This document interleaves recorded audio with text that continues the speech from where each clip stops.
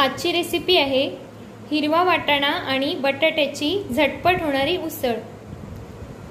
त्यासाठी लागणारे साहित्य 2 वाटी हिरवा वाटाणा 7 ते 8 तास पाण्यात भिजवून घ्यायचे आहेत। त्यानंतर 2 मोठे बटाटे फोडी करून घ्यायचे आहेत।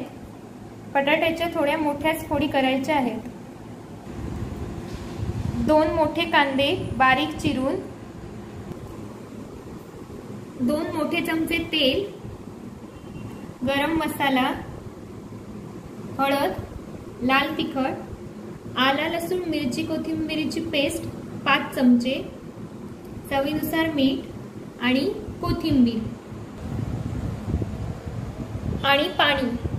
आता आपण या रेसिपीकडे वळूया।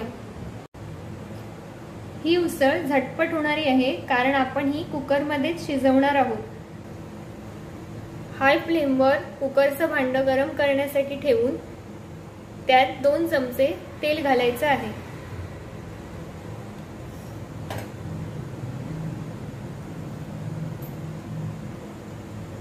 तेल गरम झाल्यावर आपण यात बारीक चिरलेला कांदा घालणार आहोत। कांदा तेलात व्यवस्थित परतून घ्यायचा आहे।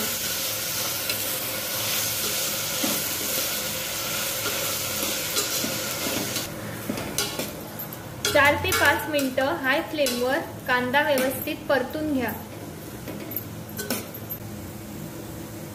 5 मिनिटांनंतर हाय फ्लेमवर कांदा चांगला शिजवून घेतल्यावर आता गॅसचा फ्लेम लो करा आणि यात आलं लसूण मिरची कोथिंबीरची पेस्ट घाला।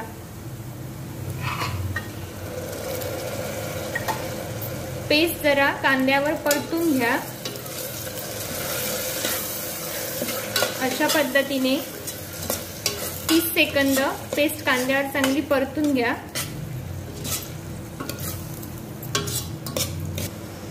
आता यात पाव चमचा हळद,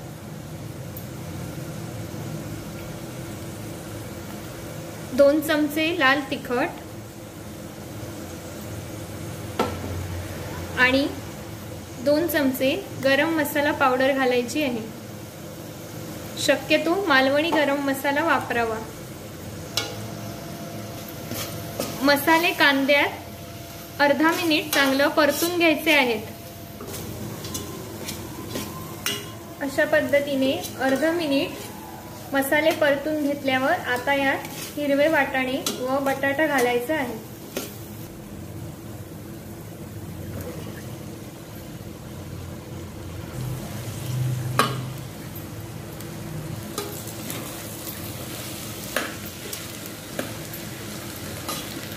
एकदा व्यवस्थित परतून घ्यायचं आहे। वाटाणा व बटाटे चांगले परतून घेतल्यावर आता यात 1 मोठा ग्लास पाणी घालायचं आहे।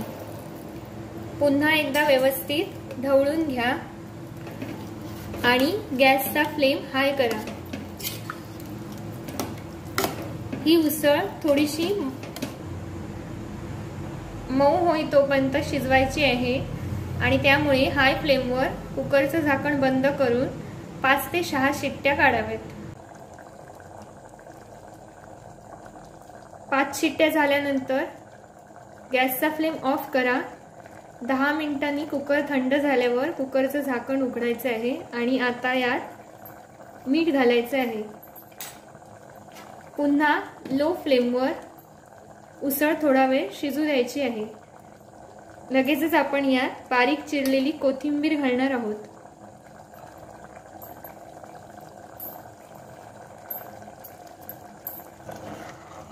उसळ एकदा व्यवस्थित ढवळून घ्या आणि 1 ते 2 मिनिटं मीडियम फ्लेमवर शिजू द्या।